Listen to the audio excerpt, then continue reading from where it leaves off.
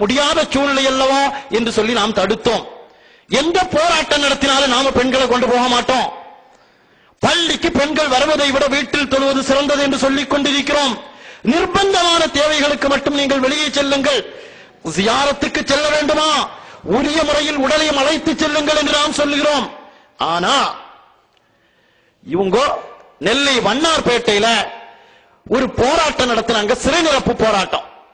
அந்த போராட்டத்துக்கு பெண்களை அந்த போராட்டத்திற்கு கொண்டு வருவதற்கு அனுமதி கொடுத்தது யார்? அல்லாஹ்வா அல்லாஹ்வுடைய ரசூலா? அருமையான வாலிபர்களை கேள்வி கேளுங்கள். குர்ஆன் ஹதீஸின்படி வாழ்வதாக சொல்லிக் கொண்டிருப்பதல்ல, அது யாராக இருந்தாலும் நாங்கள் கேள்வி கேட்போம் என்று சொன்னார்களே.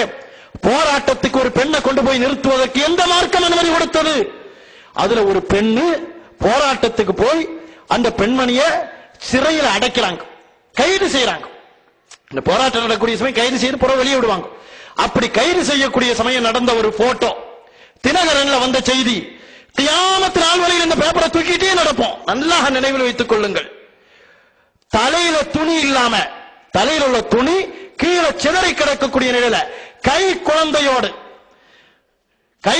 கையில ஏந்திக்கிட்டு அந்த பெண்ணு நிற்கக்கூடிய பரிதாப சூழ்நிலை. துணியை மறைக்க வேண்டும், எனக்கு வலிப்பு நோய் ஏற்பட்டால் கூட, அந்த வலிப்பு நோயினுடைய நிலைமையில் கூட என்னுடைய துணி விலகக்கூடாது என்று சஹாபாக்கள் சொன்னார்களே, சஹாபியத்தான பெண்மணிகள் சொன்னார்களே என்று இந்த மேடையில் நீங்கள் பேசினீர்களே. போராட்டத்துக்கு நெல்லை வண்ணார்பேட்டையில் நடந்த போராட்டத்துக்காக வேண்டி இந்த போஸ்டர் இது கொண்டு வரப்பட்டிருக்கிறது. இது கியாமத் நாள் வரையில் எங்க கையில இருக்கும்.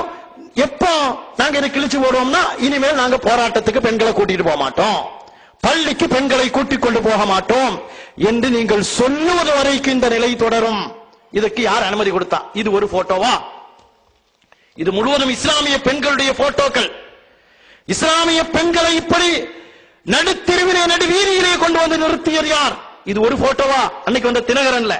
இது மட்டுமில்ல, இன்னொரு போட்டோ முன்பக்கத்துல இஸ்லாமிய பெண்களை இப்படி போட்டோவாக எடுத்துக் கொண்டு வந்து நிறுத்தி வைத்து சமுதாயத்தை கீழறக்கி வைத்துவிட்டு சஹாபியத்தான பெண்மணிகள் வலிப்பு நோயில் கூட எங்களுக்கு அந்த நிலை ஏற்பட்டு விடக் கூடாது என்று சொன்னீர்களே. இன்னொரு பேப்பர் என் கையில இல்ல, ஒரு இடத்துல இருக்கு. அது போஸ்டர், இந்த வால் போஸ்டர் இருக்கிற பேப்பர்ல, அன்றைக்குள்ள வால் போஸ்டர் முழுவதும் முஸ்லீம் பெண்கள். அதையும் நாங்க எடுத்து வச்சிருக்கோம். யாரையும் ஏமாற்றுவதற்காக வேண்டி அல்ல, உங்களுடைய ஹிதாயத்துக்கு துஆ செய்வதற்காக வேண்டி, இஸ்லாமிய பெண்களை, ஈமானுள்ள பெண்களை பாதுகாப்பதற்காக வேண்டி சொல்லக்கூடிய வார்த்தை.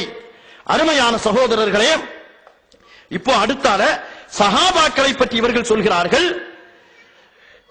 ஒரு சகோதரர் பேசக்கூடிய சமயத்தில்